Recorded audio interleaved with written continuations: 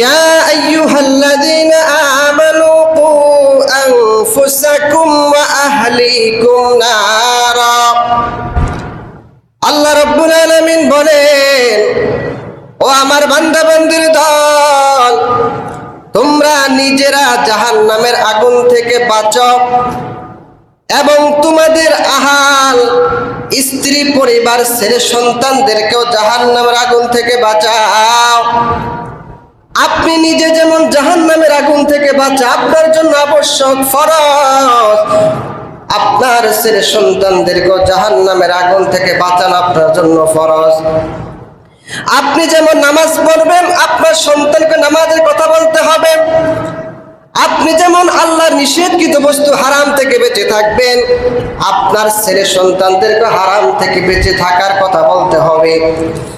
শুধু বলবেন বিষয়টা এমন না। নবী আমার হাদিসের মধ্যে বলেন, মুরু আওলাদাকুম বিসসালাত ওয়া হুম আবনাউ সাব'i সিনিন ওয়াদরিবুহুম আলাইহা ওয়া হুম আবনাউ আশরিন। নবী বলেন, আমার উম্মতের দল, তোমাদের সন্তানদেরকে নামাজের কথা বলবা। ছোট থেকে বয়স যখন 7 বছর হয় তখন তাদেরকে নামাজের কথা বলবা। 7 বছর পেরিয়ে যখন সন্তান 10 বছর উপনীত হয়, তারপরও যদি নামাজ না পড়ে, এবার তো মানে বুঝানি কোনো কাজ হবে না। সন্তানকে পিটায়া হলেও নামাজি বানাও। কি বলছে? 10 বছর হইলে পিটায়া তা হইলেও সন্তান কি বানাইতে হবে? নামাজি বানাইতে হবে। কারণ সন্তান আপনার আদরের সন্তান। আপনার আদরের সন্তানটাকে আপনি কষ্টের মধ্যে থাকুক, একটা আপনি চান না। দুনিয়ার কেউ চায় না যে তার সন্তানটা কষ্টে থাক। এটাকে আমরা চাই নাকি? চান আপনারা আপনার সন্তান কষ্টে থাকুক বা কষ্ট পাক, আপনি চান নাকি? না না। কিন্তু আজকে যখন বলা হয়, হুজুররা বলে আপনার সন্তানকে নামাজের কথা বলেন, ভালো ভালো কথাগুলো বলে, ইসলামের কথাগুলো বলেন, বলে হুজুর অনেক বলে কিন্তু সন্তান কথা শোনে না। কি বলে? হুজুর অনেক বলি, সন্তান কথা শুনে না। না না, আপনি শুধুমাত্র সামান্য একটু বলার মাধ্যমে আপনার ফরজিয়াত, আপনার দায়িত্ব আদায় হয়ে যাবে না। কারণ দুনিয়াতে যদি দেখেন আপনার সন্তানটা একটা ঘরের মধ্যে আছেন, ওই ঘরে যদি আগুন লেগে যায়, আপনি সন্তানকে শুধু বলবেন, আব্দুর রহিম ঘরে আগুন লাগছে, বের হয়ে যাও। এটা বলবেন? একটু বলবেন? কি বলবেন? যেভাবে হোক আপনি চেষ্টা করবেন সন্তানটাকে ঘর থেকে বের করা। শুধুই মাত্র বলবেন না, আব্দুর রহিম বের হয়ে যাও, সামান্য একটু বলাতে আপনি ক্ষান্ত হবেন না। আপনি যে কোনো মূল্য হোক তাকে বের করার চেষ্টা করবেন। নিজে না পারলে আপনার আত্মীয় স্বজন যাদের সাহায্য সহযোগিতা নেবেন, কেন? তাকে ওই আগুন থেকে বাঁচানোর জন্য। আমার ভাইয়েরা, দুনিয়ার আগুন থেকে বাঁচানোর জন্য আপনি সামান্য একটু কষ্ট করে ছেড়ে দিবেন না। যে কোনো মূল্য হোক না কেন আপনার সন্তানের বাঁচানোর চেষ্টা করবেন। ঠিক তেমনি ভাবে দুনিয়ার আগুন থেকে বাঁচানোর জন্য আপনি যেভাবে চেষ্টা করেন, জাহান্নামের আগুন দুনিয়ার আগুনের চাইতে অনেক গুণ বেশি তেজওয়ালা আগুন, অনেক গুণ পাওয়ারওয়ালা আগুন। ওই আগুন থেকে বাঁচানোর জন্য শুধুমাত্র একটু 1-2 বার বলার দ্বারা আপনার অধিকার আদায় হবে না। বরং যে কোনো মূল্যে হোক আপনার সন্তানটাকে বুঝে শোনায়া অন্যের সাহায্য নিয়েও হলেও সন্তানটাকে নামাজ জীবন আপনার জন্য আবশ্যক। ঠিক কিনা? আমার ভাইয়েরা, যদি আপনি দেখেন আপনার সন্তান একটা রাস্তা দিয়ে যায়, ওই রাস্তার সামনে একটা বাঘ দাঁড়ানো, তাহলে আপনি শুধুই বলবেন, বাবা যাও না, এখানে সামনে বাঘ আছে। সামান্য একটু বলার মাধ্যমে ক্ষান্ত হবেন না। আপনি যে কোনো মূল্যে হোক তাকে বাধা দিবেন। কারণ সে জানে না, সে যেই পথ দিয়ে হেঁটে যায় জাহান্নামের পথ, সে তো গুনাহের কাজে পথ চলতেছে, আপনি যে কোনো মূল্য হোক তাকে বাধা দিবেন, পথ থেকে বের হইবেন। আপনি যদি না পারেন মেম্বারকে ধরবেন, চেয়ারম্যানকে ধরবেন, আপনার ভাই বেড়াদার সময়কে দিয়ে বুঝাবেন, তাকে বলো সে যেন এই পথ দিয়ে না যায়। কারণ আমি দেখে এসেছি এই পথে আমার সামনে একটা বাঘ তাকে খেয়ে ফেলবে। অতএব যে কোনো মূল্যে আপনি তাকে পথ চলতে দিবেন না। ঠিক তেমনি ভাবে দুনিয়ার আগুন থেকে, দুনিয়ার বাঘ থেকে যেমনি ভাবে আপনার সন্তানটাকে আপনি বাঁচানোর চেষ্টা করেন, ঠিক তেমনি ভাবে জাহান্নামের আগুন, জাহান্নামের সাপ, জাহান্নামের বিচ্ছু, জাহান্নামের শাস্তি থেকে আপনার বাঁচানোর জন্য আপনি সর্বাত্মক চেষ্টা আপনাকে করতে হবে। ঠিক কিনা আমার ভাইয়েরা? এজন্য সন্তান এর অনেকগুলো দায়িত্ব, অনেকগুলো কর্তব্য আপনার আছে।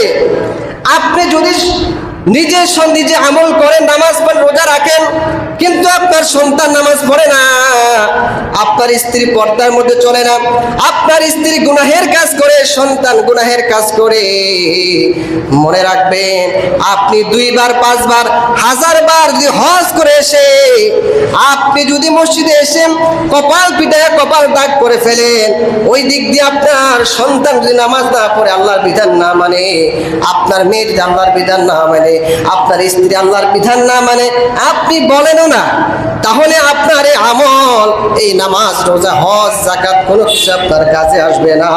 কিন্তু যদি আপনি বলার পরে যদি না মানে, এজন্য আপনি দায়ী না, বরং আপনি আল্লাহর কাছে মাপ পেয়ে যাবেন। কি হবে? আপনি মাপ পেয়ে যাবেন, আপনার দায়িত্বটা আপনি আদায় করবেন। আমার ভাইয়েরা, আজকে দেখা যায় আমরা নিজেরা বাবা মা হিসেবে সন্তানের অধিকার চাই যে আমার সন্তান আমাকে ভালোবাসে না। কিন্তু প্রশ্ন, আপনার সন্তান আপনার অধিকার আগে আদায় করবে পরে, আপনি আপনার সন্তানের কি অধিকার আদায় করছেন? আমার ভাইয়েরা, কিন্তু আজকে আমরা অনেকে জানি না সন্তান আমার থেকে কি অধিকার পাওনা।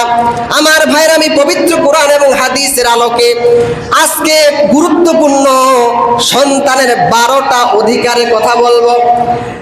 1 নাম্বার অধিকার হলো, আপনি যখন বাবা, আপনার সন্তান দুনিয়াতে এখনো আসে নাই, দুনিয়াতে আসার আগেই আপনার কাছে 2টা অধিকার পাও না। কয়টা অধিকার? 2টা। কখন? এখনো সন্তান দুনিয়াতে আসে না, এর আগে 2টা অধিকার বাবা হিসেবে আপনার কাছে সন্তান পাও না।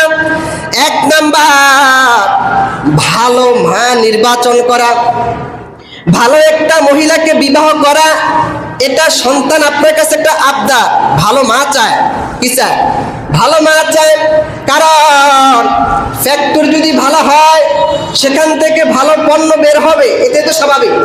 কি বলেন? আপনি যদি ওই সুপারি গাছ লাগাইয়া আপনি তো আপেলের আশা করতে পারেন না, সুপারি গাছ থেকে সুপারি হবে, নারিকেল গাছ থেকে নারিকেল হবে। ঠিক তেমনি ভাবে মা যদি ভালো হয়, তাহলে তার থেকে ভালো সন্তানের আশা করা যায়। গাই ভালো তো বাছুর ভালো, দুধ ভালো তো ঘি ভালো। অতএব সন্তান 1 নম্বর অধিকার ভালো মা নির্বাচন করা। হাদিসের মধ্যে নবী বলেন, তুনকিহুল মারআতু লিআরবা, লিমালিহা ওয়া লিহাসাবিহা ওয়া লিজামালিহা ওয়া লিদীনিহা ফাজফার বিযাতিদ্দীন তারিবাত ইয়াদাক।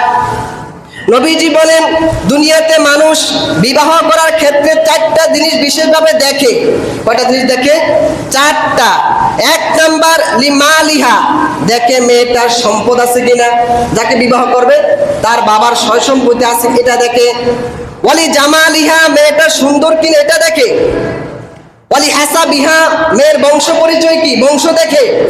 ওয়ালি দীনিহা, অনেকে আবার দিনদারিত্ব দেখে, মেয়েটা নামাজি কিনা, দিনদার কিনা। নবীজি বলেন, এই 4টা জিনিস সাধারণত দেখা হয়। ও আমার উম্মত, এই 4টা জিনিসের মধ্যে তোমরা দিনদারিত্বকে বেশি প্রাধান্য দিবা। যদি কোনো মেয়ের মধ্যে দিনদারিত্ব থাকে আর বাকিগুলো একটু কমও থাকে, তাও তাকে বিবাহ করো, এটা তোমার জন্য কল্যাণকর হবে। কিন্তু সে অনেক সুন্দর, অনেক বংশ ভালো, অনেক টাকা পয়সার মালিক, যদি তার মধ্যে দিনদারিত্ব না থাকে, তাহলে এটা তোমার জন্য কল্যাণকর হবে না, বরং তুমি বিবাহ করে তোমার ঘরে আযাব নিয়ে আসছো। কি কি নিয়ে আসবা? আযাব নিয়ে আসবা। নবী বলেন ফাসবার বিজাতিদ দিন তারিবাত ইয়াদাক, যদি দিনদারিত্বকে প্রাধান্য না দাও তাহলে তোমার জন্য ধ্বংস অনিবার্য। কারণ নেককার একটা স্ত্রী বড় অমূল্য একটা সম্পদ। নবী বলেন আদ-দুনিয়া কুল্লুহা মাতা ওয়া খায়রু মাতা'id দুনিয়া আল মারআতুস সালিহা। নবী বলেন দুনিয়াটা হলো উপভোগের উপকরণ, আর সবচেয়ে উপভোগের বস্তু হলো নেককার স্ত্রী। সবচেয়ে উপভোগের বস্তু কি? নেককার স্ত্রী। যার স্ত্রীটা ভালো তার দুনিয়াটাই জান্নাত, ঠিক কিনা? আপনি সারাদিন, পুরুষ সারাদিন পরিশ্রম করে ঘরের মধ্যে যখন আসে, দরজা খোলার সাথে যখন স্ত্রী বলে আসসালামু আলাইকুম ওয়া রাহমাতুল্লাহি ওয়া বারাকাতুহু, আপনি কেমন আছেন? তারপরে আপনাকে দেখে যদি কষ্ট করে আসছেন, এক গ্লাস পানি দেয়, একটু বাতাস দেয়, তাহলে এই যে সারাদিন আপনি কষ্ট করলেন, এক নিমিষে ঘরের মধ্যে আসার সাথে সাথেই আপনার সব ক্লান্ত দূর হয়ে যাবে, ঠিক কিনা? কিন্তু যদি সারাদিন ক্লান্ত করে ঘরের মধ্যে আসে, সালাম তো দূরের কথা, ঝাড়ু নিয়ে দাঁড়ায়। আবার অনেকে আছে ওই স্বামী মনে করে সারাদিন কষ্ট করে এখনো ঘরের মধ্যে ঢোকে না, এই দরজা খোলার আগে দেখছে, এর আগে চিল্লা বলা শুরু করে দিচ্ছে, হ্যাঁ তোমার মা এটা কইছে। আরে বাবা, সেও সারাদিন কষ্ট করছে, পরিশ্রম করছে। আমার মা বোনেরা, এটা করবেন না। এটা যদি করেন তাহলে ওই স্বামী কখন আপনাকে ভালোবাসবে না, ওই স্বামীর সম্পর্ক সুখী হবেন না। কারণ সারাদিন কষ্ট করে ঘরে আসলে তাদের সাথে ভালো আচরণ করবেন, তাহলে আপনি দিনদার মহিলা বলে আল্লাহর কাছে বিবেচিত হবেন। তাহলে সন্তান এক নম্বর অধিকার ভালো একটা মা নির্বাচন করা, এটা সন্তান একটা অধিকার। যদি আপনি ভালো মা নির্বাচন না করেন, দিনদারিত্বের প্রাধান্য না দেন, তাহলে সন্তানের একটা হক আপনি নষ্ট করবেন। কি করলে? সন্তানের হক নষ্ট করবেন।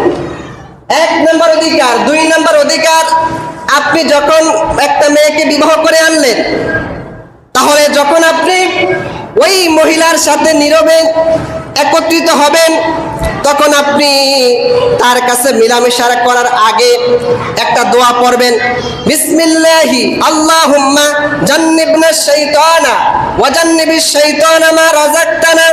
বলুন, আল্লাহ আমি আপনার নামে শুরু করলাম, আল্লাহ আমাদের মিলামেশার মাধ্যমে যেই সন্তান হবে, এই সন্তানটাকে শয়তানের ওয়াসওয়াসা থেকে, শয়তানি কর্মকাণ্ড থেকে হেফাজত করেন। নবী বলেন, কেউ যদি আমল করার পর স্ত্রীর সাথে মিলামেশা করে, আল্লাহ যদি একটা সন্তান দেয়, ওই সন্তানটা আল্লাহ নেককার সন্তান দান করবে। কি সন্তান দিবেন? নেককার সন্তান দিবেন। ওই সন্তান শয়তানি ওয়াসওয়াসা থেকে আল্লাহ হেফাজতে রাখবেন। এটা সন্তান আপনার কাছে চায় জন্মের আগে। দুইটা অধিকার। এবার তিন নম্বর অধিকার, সন্তান দুনিয়াতে যখন আসছে, আসার পর সন্তানের কানে আজান দিবেন, এটা সন্তান অধিকার। কি দিবেন? সন্তানের কানে আজান দিবেন। কারণ নবী করিম সাল্লাল্লাহু আলাইহি ওয়াসাল্লাম হাদিসে পাকের মধ্যে বলেন, সাহাবী আবু রাফি রাদিয়াল্লাহু তাআলা আনহু বলেন, রাআইতু রাসূলুল্লাহ সাল্লাল্লাহু আলাইহি ওয়াসাল্লাম আযানা ফি উযুনিল হাসান ইবনে আলী হিনা ওয়ালাদাতু ফাতিমাতু বিস-সালাহ। সাহাবী আবু রাফি রাদিয়াল্লাহু তাআলা আনহু বলেন, ফাতেমা রাদিয়াল্লাহু তাআলা আনহা সন্তান হাসান রাদিয়াল্লাহু তাআলা আনহু যখন দুনিয়াতে আসলেন, তখন নবীজি তার কানে আজান দিলেন। কে আজান দিয়েছেন? নবীজি হাসান রাদিয়াল্লাহু তাআলা যখন পৃথিবীতে আসছে, তখন তার কানে আজান দিয়েছেন। নবীজি যদি আজান দিয়েছেন, এটা আমাদের জন্য সুন্নাত আজান দেওয়া। এখন আজান দিবেন বলতে নবীজি বলেন যে আবু রাফি রাদিয়াল্লাহু তাআলা বলেন যে নামাজের আজান যেভাবে দেওয়া হয় এভাবে আজান দিয়েছেন। তার মানে মাইক দিয়া বা অনেক জোরে আজান, বিষয়টা এমন না, অনেক জোরে দিতে হবে না, বরং বাচ্চাটাকে কোলে নেবেন, নিয়ে আল্লাহু আকবার আল্লাহু আকবার আশহাদু আল্লাহ, মানে আস্তে আস্তে। তার মানে তার মনের মধ্যে প্রথমেই আল্লাহ যে বড়, আল্লাহু আকবার আল্লাহু আকবার, কি আল্লাহ সবচেয়ে বড়, আল্লাহর বড়ত্বের কথা সর্বপ্রথম তাকে শুনিয়ে দাও। কি করা? মুহাম্মদ রাসূলুল্লাহ সাল্লাল্লাহু আলাইহি ওয়াসাল্লাম আল্লাহ বান্দা এবং রাসূল, এই কথা তাকে শুনিয়ে দেওয়া। এটা দ্বারা হলো আপনি সন্তান যখন দুনিয়াতে আসবে, এটা দ্বারা এই আজান দেওয়ার মাধ্যমে এটা উদ্দেশ্য। তাহলে সন্তান যখন দুনিয়াতে আসবে তখন আমাদের করণীয় কি? তার কানে কি করা? আজান দাও। আজান এখন অনেকে মনে করে হুজুর লাগে, না, আপনি বাবা যদি আজান আপনি দিবেন, আবার যদি ভাই থাকে ভাই দিবেন, যে কি একজন যদি বাচ্চাটার কোলে নিয়ে আস্তে আস্তে করে, জোরে দিলে তো বাচ্চা কষ্ট হবে, জোরে না। অনেক সময় দেখা যায় ওই বিভিন্ন কমিউন সেন্টারের বাচ্চা হয়, সেখানে এই সুন্নত আদায় হয় না, সেখানেও আপনারা যারা থাকেন বাচ্চার কানে আজান দিয়ে দিবেন, এটা সুন্নত, এটা বাচ্চার হক, বাচ্চা আপনার থেকে পাও না। 3 নাম্বার, 4 নাম্বার, সন্তানের সুন্দর একটা নাম রাখা, এটা সন্তানের একটা হক। হাদিসে পাকের মধ্যে নবী বলেন, মান বুলিদা লাহু ওয়ালাদুন ফালইউহসিন ইসমাহু ওয়া আদাবা। নবীজি বলেন, আমার উম্মত, তোমাদের কারো সন্তান যদি দুনিয়াতে আসে তখন তার একটা সুন্দর নাম রাখবা। কি নাম রাখবা? সুন্দর নাম, অর্থবহ নাম। নবীদের নাম রাখবেন। কাদের নাম? প্রথমে নবীদের নাম রাখবেন, সাহাবাদের নাম, তাবিঈদের নাম, আল্লাহওয়ালাদের নাম, ভালো যেই নামের অর্থ ভালো ওই নামগুলো রাখার চেষ্টা করবেন। আল্লাহর কাছে সবচেয়ে প্রিয় নাম হলো 2টা, আব্দুল্লাহ, আব্দুর রহমান। আব্দুল্লাহ, আব্দুর রহমান মনে রাখবেন। আমরা অনেক সময় দেখা যায় নামের ক্ষেত্রে ভুল করি। অনেকের নাম হলো মনে করেন আব্দুর রহমান, কেউ যদি বলে শুধু রহমান, এটা আল্লাহর নাম, এটা আবার জায়েজ হবে না। আব্দুর রহমান শুরুতে আব্দুর সাথে যোগ করতে যদি আল্লাহর সিফাতি নাম রাখে। আর আবার নামের ক্ষেত্রে অনেকে নাম রাখে, আবার নামকে অনেকে ব্যঙ্গ করে, এটা অনেক বড় গুনাহের কাজ। একজন নাম হাসান, কেউ যদি বলে হাসান না, এটা একটা অনেক বড় গুনাহের কাজ। কারণ নামের ক্ষেত্রে কাল কিয়ামতের ময়দানে আপনাকে আমাকে আপনার যে নামটা আছে না, এই নামে পরকালে ডাকা হবে। এবং আপনার বাবার নামে মনে করেন একজন নাম রহিম, হ্যাঁ, আব্দুর রহিম, তার বাবার নাম মনে করেন যে আব্দুল জলিল, তখন বলা হবে আব্দুর রহিম ইবনে আব্দুল জলিল দাঁড়াও, মানে পরকালে আপনার নাম অমুকের ছেলে অমুকে দাঁড়াও। তাহলে আপনার পরকালে যখন আপনাকে ডাকা হবে, যদি আপনার নামটা খারাপ হয় তাহলে কেমন লাগবে বিষয়টা? আমার ভাইয়ের জন্য সুন্দর একটা অর্থবহ নাম রাখা, এটা সন্তানটা অধিকার। আমার ভাইয়েরা 5 নাম্বার, 6 নাম্বার, সন্তানের আকিকা করা, এটা সন্তানের একটা অধিকার। সন্তান যখন আসবে ওই সন্তান আকিকা করবে। আকিকা করা একটা সুন্নত। আকিকা করা কি? সুন্নত। আর আকিকা করা হবে করবেন সন্তান জন্মের 7ম দিনে। কততম দিনে? 7ম দিনে। মনে করেন সন্তান যদি শনিবারে হয়, এরপরে শুক্রবারে যদি আপনি আকিকা করেন তাহলে 7 দিন হয়ে যাবে। 7ম দিনে আকিকা করা সুন্নত। এটা হাদিসে নবী বলেন, কুল্লু গুলামিন মুরতাহারুন বিআকিকাতিহি তুযবাহু আনহু ইয়াওমা সাবিহি। নবী বলেন প্রত্যেকটা শিশু সন্তান আকিকার সাথে সম্পৃক্ত, আকিকার সাথে ঝুলন্ত থাকে। যদি আপনি সন্তানটাকে আকিকা করেন তাহলে 7ম দিনে করবেন। 7ম দিনে না পারলে 14তম দিনে, 14তম দিনে না পারলে 21তম দিনে। এরপরও যদি আপনার সামর্থ্য না থাকে, জীবনে যে কোনো সময় আপনি আকিকা করতে পারবেন, কোনো অসুবিধা নেই। নবীজি বলেন, ও আমার উম্মতেরা, তোমরা তোমাদের সন্তানগুলোকে আকিকা দিয়ে তাদের থেকে কষ্ট দূর করে দাও। কি করো? এই সন্তান যদি আপনি আকিকা করেন, এর দ্বারা বালা মুসিবত দূর হবে। এবং ওই সন্তানটাকে আপনি আকিকা 7ম দিনে করবেন। আবার চুলগুলো যে চুল আছে না, ওই চুলগুলো ফেলে দিবেন। আর একটা কাজ করবেন, নবীজি বলেন যখন তার নাতি হযরত হাসান রাদিয়াল্লাহু জন্মগ্রহণ করলেন, তখন তিনি বললেন, নবীজি ফাতেমা, তুমি তোমার সন্তানের মাথার মুন্ডায়া দাও, আর ওই চুল পরিমাণ যে চুলটাকে ওজন দিবেন, ওজন দিয়া রূপা, ওই পরিমাণ রূপা সদকা করে দিবেন। কি করবে? এটা সুন্নত, উত্তম। কি করবে? বেশি হবে না, অল্প। ওই বাচ্চাটাকেও 7ম দিবে চুল কেটে। অনেকে মনে করে, অনেকে বলে নাকি চুল না, ইসলামে এমন কোনো বিধান দেয় না যেটা মানুষের জন্য ক্ষতি হবে। যদি আপনি রেখে দেন বরং ক্ষতি হবে, বাচ্চাদের লুন্তি হবে, ক্ষতি হবে। যদি আপনি বাচ্চার ওই চুলগুলো ফেলে দেন, এটা আপনাদের উত্তম হবে। এখন ওই যে আকিকা যখন করলেন, আকিকার গোস্ত, অনেকে প্রশ্ন, হুজুর আকিকার গোস্ত খাওয়া যাবে কি? যাবে কি যাবে? হ্যাঁ, মনে রাখবেন আকিকার গোস্ত সবাই খেতে পারবে, বাবা মা আত্মীয় স্বজন সবাই খেতে পারবে। আবার না খেয়ে যদি আপনি জবাই করে যদি বন্টন করে দেন তাও পারবেন, সবাই কি তাও পারবেন। আকিকার ক্ষেত্রে যে পশুটা জবাই করবেন, অনেকেই মনে করে এটা মানে খাসি হইতে হয়, মানে পুরুষ হইতে হয়, নারী হইতে হয়, হওয়া যায় না। পুরুষ নারী মানে নর মাদি যে কোনো একটা দিয়ে আকিকা করা যায়। আর আকিকার গোস্ত, আকিকাটা ছেলে যদি হয় তাহলে 2টা খাসি, মানে 2টা বকরি আর কি, আর মেয়ে হলে একটা। আর যদি সামর্থ্য কম থাকে তাহলে আপনি একটা দিলেও চলবে ছেলের ক্ষেত্রে। আর যদি সামর্থ্য থাকে ছেলের জন্য 2টা, মেয়ের জন্য 1টা। সামর্থ্য যদি না থাকে, কম থাকে, যে 1টা দিলে তো চলবে, নবী করিম সাল্লাল্লাহু আলাইহি ওয়াসাল্লাম তার প্রথম নাতি হাসান রাদিয়াল্লাহু আনহু ওনার আকিকা দিয়েছেন 1টা দিয়ে, তখন সংকট ছিল। আর ওনার নাতি হুসাইন রাদিয়াল্লাহু আনহু ওনার দিয়েছেন 2টা দিয়ে। তাহলে নবী 1টা দিয়েও দিয়েছেন, 2টা দিয়েও দিয়েছেন। আপনার সামর্থ্য থাকলে 2টা দিবেন, আর সামর্থ্য না থাকলে 1টা দিলেও চলবে ইনশাআল্লাহ, ঠিক আছে?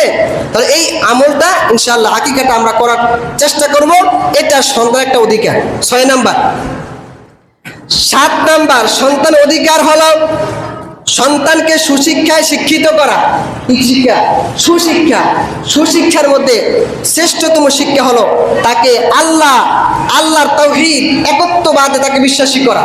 সন্তানকে এই কথা বলবেন যে সন্তান, দুনিয়ার সবাই যদি তোমার উপকার করতে চায়, অতটুকু উপকার করতে পারবে যতটুকু উপকার আল্লাহ চায়। আর দুনিয়ার সবাই মিলে তোমার এতটুকু ক্ষতি করতে পারবে যতটুকু ক্ষতি আল্লাহ চায়। আল্লাহ যদি ক্ষতি না চায়, দুনিয়ার সবাই যদি চায়, পারবে না। এই বিশ্বাস তার ভিতরে স্থাপন করতে হবে। সুশিক্ষার মধ্যে আরেকটি শিক্ষা হলো দ্বীনি ইলম শিক্ষা করা। হাদিসে পাক নবী বলেন, তলাবুল ইলমি ফারিদাতুন আলা কুল্লি মুসলিম। দ্বীনি ইলম শিক্ষা দেওয়া প্রত্যেক মুসলমান নর নারীর উপরে ফরজ। সন্তানকে দ্বীনি ইলম মানে বড়, অনেক বড় মাওলানা, মুফতি, মুহাদ্দিস বানানো আবশ্যক না। আপনি যে মালা, মুফতি, মুহাদ্দিস বানাইতে হইব, এটা আপনাদের ফরজ না। তবে সে দিন মানতে, নামাজ, রোজা, হজ, যাকাত, ইসলামের প্রত্যেকটা বিধান যাতে সঠিকভাবে মানতে পারে, এতটুকু অন্তত কমপক্ষে তাকে শিখানো লাগবে। এরপরে একটু শিখানোর পরে যদি আপনি মাওলানা, মুফতি, হাফেজ বানান, এটা হলো আপনি এর জন্য সওয়াব পাবেন, এর জন্য আপনি প্রতিদান পাবেন। এটা আপনার জন্য আবশ্যক। তবে দিন পালন করা যতটুকু আপনাকে অবশ্যই পালন করতে হবে। আমার ভাইরা, এই সন্তানকে আপনি সুশিক্ষার মধ্যে অন্যতম একটা শিক্ষা হলো নামাজের কথা বলা। নবী বলেন, মুরু আওলাদাকুম বিস-সালাত ওয়া হুম আবনাউ সাবঈ সিনিন। সন্তান যখন 7 বছর হয় তখন নামাজের কথা বলো। আর যদি সন্তান 10 বছর হয়, পিটায়া হলো নামাজি বানাও। কি? পিটায়া, ধমক দিয়া। আজকে দেখেন নবীজি কি আদরের কথা বলছে নাকি পিটানোর কথা বলছে? মানে পিটানোর কথা বলছে নবীজি। তার মানে কি? পিটানোর মধ্যে শাসন করে, মানে পিঠে মাইরা বলে এরকম না, শাসন। একটা হলো পিটানো আর একটা হলো শাসন। দেখেন আমরা অনেক সময় দেখা যায় বাচ্চাদেরকে পড়াই, দেখেন আসলে যারা প্রকৃত শিক্ষক, ভালো শিক্ষক, তারা কখনো সন্তানে মারে না। আপনার বাচ্চাকে মাইরে আমাদের লাভ কি? তবে একটা হলো পিটানো, আর একটা হলো তাকে শিক্ষা দেওয়া। তাকে একটা মনে করেন যে লেখাপড়া শিক্ষার জন্য যতটুকু প্রয়োজন, আপনারা মনে করেন যে একটা বাচ্চাকে সামলাইতে পারেন না, সেই জায়গায় আমরা 80 জন 100 জন বাচ্চাকে পড়াই। কি যে পরিশ্রম, কি যে কষ্ট। এক বছর কাজ করলো মানে এক মাটি কাটলে যে এর চেয়ে এত কষ্ট হয় না। বাচ্চা কষ্ট কন্ট্রোল করতে কত কষ্ট। তারপরে দেখা যায় আমরা যখন মাঝে মধ্যে একটু ধমক দেই বা একটা বাড়ি দেই, অনেক বাপ মা খারাপ আচরণ করে না। হ্যাঁ, যদি কেউ জুলুম করে, বাচ্চাটা কতটুকু, আমরা তো চিন্তা করি বাচ্চাটা কতটুকু বয়স, কতটুকু শাসন গ্রহণ করতে পারবে। যদি আপনি এমন মারা মারলেন, দাগ করে লাইলেন, তারপরে আপনি তাকে অনেক বেশি আঘাত করে রক্ত, এটা তো উচিত নেই, এটা তো জায়েজ নেই। কিন্তু যদি শিষ্টাচারের জন্য আমরা যদি প্রহার করি, আমরা যদি আপনি একটু শাসন করি, আপনার মনে কষ্ট নেবেন না। আপনি শিক্ষককে ধমক দিবেন না, মনে রাখবেন। আপনি যদি ধমক দেন, তাকে বলুন, হুজুর বাচ্চাটাকে আজকে একটু মারলেন বা কেন মারলেন, একটু জানতে আসবেন। আমরা মানলে আমাদের লাভ কি বলেন তো? বাচ্চাকে পিটালে আমাদের কোনো লাভ আছে? শাসন করি কেন? বাচ্চাদের ভালো হয়। নবীজি বলছেন তাকে একটু শাসন কইরা তাকে হইল নামাজি বলা, দিন শিক্ষা। আপনি যদি বেয়াদবি করেন, বেয়াদবি করে কখনো এলেম পাওয়া যায় না। বিদ্যা কখনো বেয়াদবি দ্বারা হয় না। সন্তান যদি বেয়াদবি করে, ওই সন্তান মানুষ হবে। কিন্তু যদি অভিভাবক যদি কোনো শিক্ষকের সাথে বেয়াদবি করে, আপনার সন্তান কখনো মানুষ হবে না। এটা লিখে রাখতে পারেন। কেউ যদি শিক্ষক, স্কুলের হোক, মাদ্রাসার হোক, মক্তবের হোক, যদি অভিভাবক হিসেবে ওই শিক্ষকের সাথে মনে কষ্ট দেন, আপনার সন্তানের জীবন ধ্বংস, সে মানুষ হবে না জীবনে। এটা আপনি লিখে রাখতে পারেন। বেয়াদবি করে কখনো তার শিক্ষকের মনে কষ্ট দিয়ে কোনো মানুষ হয় না। কি হয় না? মানুষ হয় না। আমার ভাইয়ের, এটা খুবই লক্ষণীয়। কারণ আমরা চেষ্টা করি না তাকে মারার জন্য। মারলে লাভ কি? হ্যাঁ, আবার অনেকে আছে উগ্র মেজাজি, আবার মারে, সে বেশি মারে, এটা তো ঠিক না। আর যারা মারে না, তাদেরকে বুঝতে হবে যে না, যেহেতু আমাদের শিক্ষকটা কখনো মারে না, 2-3 বছর 5 বছর হয়েছে মারে না, 5 বছর পরে একটা আঘাত করছে, তার মানে কি আসলে সে তো মারা অভ্যস্ত না, হয়তো তার ভালোর জন্য মারছে। তাহলে সন্তানকে নবী বলে সুশিক্ষা শিক্ষিতের অধিকার। 7 নাম্বার 8 নাম্বার সম্পত্তি, সন্তানের মাঝে যখন সম্পত্তি ব্যয় করবেন ইনসাফের সম্পত্তি ব্যয় করবেন। মনে রাখবেন জীবন দশায় কেউ যদি জীবিত অবস্থায় সম্পদ বন্টন করেন, ছেলেকে দুধ দিবেন, মেয়েকে দুধ দিবেন, বুঝছেন নি, জীবন দশায়। তবে আবার যদি মারা যায় ছেলে 2 ভাগ মেয়ে 1 ভাগ, জীবিত অবস্থা দেন তাহলে সমান সমান দেওয়া লাগবে। এবং এখন প্রশ্ন, হুজুর আমার বড় ছেলে সংসার জন্য কষ্ট করছে একটু বেশি, বা আমি যদি তাকে একটু বেশি সম্পদ দেওয়া যায় আমার পরিবার দেখে রাখবে। হ্যাঁ, কেন দিতে চান এটা আপনি লিখিত আকারে মুফতি সাহেবের কাছে জেনে নেবেন যে আমি তাকে একটু বেশি দিতে চাই, কেন দিবেন, লিখিত আকারে জায়েজ আছে কিনা, লিখিত আকারে একজন মুফতির কাছে, একজন আলেমের কাছে জিজ্ঞাসা করে তারপরে আপনি কম বেশি করতে পারবেন। এমনিতেই আপনি যখন জীবদশায় সম্পদ দিবেন সবাইকে সমান দিতে হবে, আর মরার পরে ছেলে 2 ভাগ মেয়ে 1 ভাগ। 8 নাম্বার। 9 নাম্বার সন্তানের ভরণ পোষণ আপনার দায়িত্ব। আপনি যদি সন্তানের যে সম্পদ আছে এগুলো আপনি মদ গাঁজা খায়া, তার জুয়া খেলা আপনি যদি নষ্ট করেন, সন্তান হক নষ্ট করেন। নবীজি বলেন কোন মানুষ গুনাহগার হওয়ার জন্যই যথেষ্ট যে তার সন্তানের সম্পদ সে ধ্বংস করে দেয়। এটা ইসলাম। আপনি যদি মনে করেন আমার সম্পদ না, এটা যদি আপনার যদি এভাবে খরচ না করতেন আপনার সন্তান এটা পাইতো, আপনি সন্তানের হক নষ্ট করলেন, আপনি আল্লাহকে জবাবদিহি করতে হবে, এটা অধিকার। 10 নাম্বার সময় মতো বিয়ে দেওয়া। সময় মতো কি করা? বিয়ে দেওয়া। নবীজি বলেন মান উলিদা লাহু ওয়ালাদুন ফালইউহসিন ইসমাহু ওয়া আদাবা। কারো যখন সন্তান জন্মগ্রহণ করে তখন তাকে সুন্দর নাম রাখা, এরপরে তাকে আদব শিক্ষা দেওয়া। এরপর নবী বলেন ফাইজা বালাগা ফালইউজাউইজহু, যখন সন্তান প্রাপ্তবয়স্ক হয় তখন তাকে বিবাহ দেওয়া। নবী বলেন কেউ যদি প্রাপ্তবয়স্ক হওয়ার পরে সন্তান যদি বিবাহ না দেন, সে যদি গুনাহ করে এই গুনাহটা আপনি বাবার ঘাড়ে পড়বে। কার ঘাড়ে পড়বে? আপনার ঘাড়ে পড়বে। এজন্য সন্তান প্রাপ্তবয়স্ক হলে তাকে বিবাহ দিয়ে দিবেন। আমার ভাইরা, এখন অনেকে হুজুর বিবাহ দিবে, ইনকাম তো নাই। আরে আপনি ইনকাম, আপনি তো 20,000 টাকা, 50,000 টাকা, 1 লাখ টাকা দিয়ে আপনি মোবাইল কিনে দিতে পারেন, এর সাথে কিছু টাকা যোগ করলে বিবাহ হয়ে যায়। নবী বলেন ওই বিবাহ উত্তম যে বিবাহতে খরচ কম। অল্প টাকায় আপনার সন্তানটাকে সুন্দর করার জন্য আপনি বিবাহ দিয়ে দিবেন। কি করবেন? বিবাহ দেওয়া। 10 নম্বর। 11 নম্বর বিয়ের ক্ষেত্রে সন্তানের মতামত দিবেন। অনেকে মনে করেন বিবাহ দেয়, ছেলেও জানে না মেয়েও জানে না, আপনি তার বাড়িঘর দেখবেন কিন্তু অন্তত একবার মেয়েটাকে জিজ্ঞেস, মা তোমাকে তো ওই ছেলেটা বিবাহ দিতে চায়, তুমি কি বলো, জিজ্ঞাসা করা। কারণ বিবাহ সারা জীবন সে থাকবে। কি করবে? সারা থাকবে। নবীজির কাছে এক মহিলা আসছে, আইসা ইয়া রাসূলুল্লাহ আমার বাবা আমাকে বিবাহ দিয়েছে আমার চাচাতো ভাইয়ের সাথে, কিন্তু আমার তাকে পছন্দ না, আমি সেখানে অমত। তো নবীজি বলছেন তুমি কি চাও তোমার বিবাহটা ভেঙে দেই? তখন ওই মহিলা বলছেন না ইয়া রাসূলুল্লাহ আমি চাই না ভেঙে দেন, কিন্তু আমি এটা আপনাকে জানতে চাই যে আমাদের একটা অধিকার আছে কিনা। নবীজি হ্যাঁ তুমি যদি বলতা এই বিবাহ ভেঙে দিতাম, আমি ভেঙে দিতাম। তাহলে মেয়ের বিবাহের ক্ষেত্রে আপনি সবকিছু দেখবেন বাবা হিসেবে, কিন্তু ছেলে মেয়েরও একটা মতামত নিতে হবে, এটা ছেলে মেয়ের অধিকার। দেখি এটা তার জীবন, সারা জীবন তার সেখানে থাকবে, এই জন্য তার একটা অধিকার, তাকে বিবাহের কিছু মতামত দেওয়া। 12 নম্বর সন্তান জন্মগ্রহণ করার পরে সবসময় সন্তানের জন্য দোয়া করবেন। কি করবেন? কখনো বদদোয়া করবেন না, কারণ আপনি বদদোয়া করলেও আপনার সন্তানের গায়ে লাগবে, আর দোয়া করলেও সন্তানের গায়ে লাগবে। আপনি সবসময় দোয়া, আল্লাহ এভাবে শিক্ষা দিয়েছেন। আল্লাহ বলেন রব্বানা হাবলানা মিন আজওয়াজিনা ওয়া যুররিয়াতিনা কুররাতা আয়ুনিন ওয়াজআলনা লিল মুত্তাকিনা ইমামা। আপনি আল্লাহ কাছে আল্লাহ আপনি আমার ছেলে সন্তানদেরকে এমন সুন্দর জীবন দেন, এমন ভাবে আমার সামনে উপস্থাপন করেন যেন আমি তাদেরকে দেখে আমার চক্ষু শীতল হয়।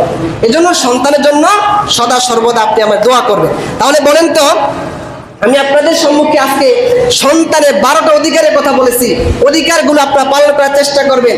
সংক্ষেপে 1 নাম্বার সন্তান দুনিয়াতে আসার আগে ভালো মা নির্বাচন করা একটা অধিকার। 2 নাম্বার যখন আপনি বিবাহ করছেন, যখন একাত্ম মিলামিশা করবেন তখন দোয়া পড়বেন, এটা অধিকার। 3 নাম্বার সন্তান জন্মের পরে কানে আজান দিবেন। 4 নাম্বার সন্তানকে তাহানিক করাবেন। কি করা? তাহানিক অনেকে বোঝেন, তাহানিক মানে সন্তান জন্মগ্রহণ করার পরে একজন ভালো আলেম আল্লাহর কাছে নিয়ে যাবেন সন্তানটাকে, তো সে একটু খেজুর চাবায়া তার মুখে দিবে, এটা হলো তাহানিক। মানিক করাবেন, 5 নাম্বার সুন্দর নাম রাখবেন, 6 নাম্বার আকিকা করবেন, 7 নাম্বার সুশিক্ষায় শিক্ষিত করা, 8 নাম্বার সম্পত্তি সঠিক বন্টন করা, 9 নাম্বার সন্তানের সম্পদ নষ্ট না করা, 10 নাম্বার সময় মতো বিবাহ দেওয়া, 11 নাম্বার বিয়ের ক্ষেত্রে সন্তানের মতামত নেওয়া, 12 নাম্বার সন্তানের জন্য সদা সর্বদা আল্লাহর কাছে দোয়া করবেন। আল্লাহ রাব্বুল আলামিন আমাদের সবাইকে সন্তানের হকগুলো সঠিকভাবে আদায় করার তৌফিক দান করুক। ওয়া আখিরু দাওয়ানা আলহামদুলিল্লাহি রাব্বিল আলামিন। আসসালামু আলাইকুম ওয়া রাহমাতুল্লাহি ওয়া বারাকাতুহু।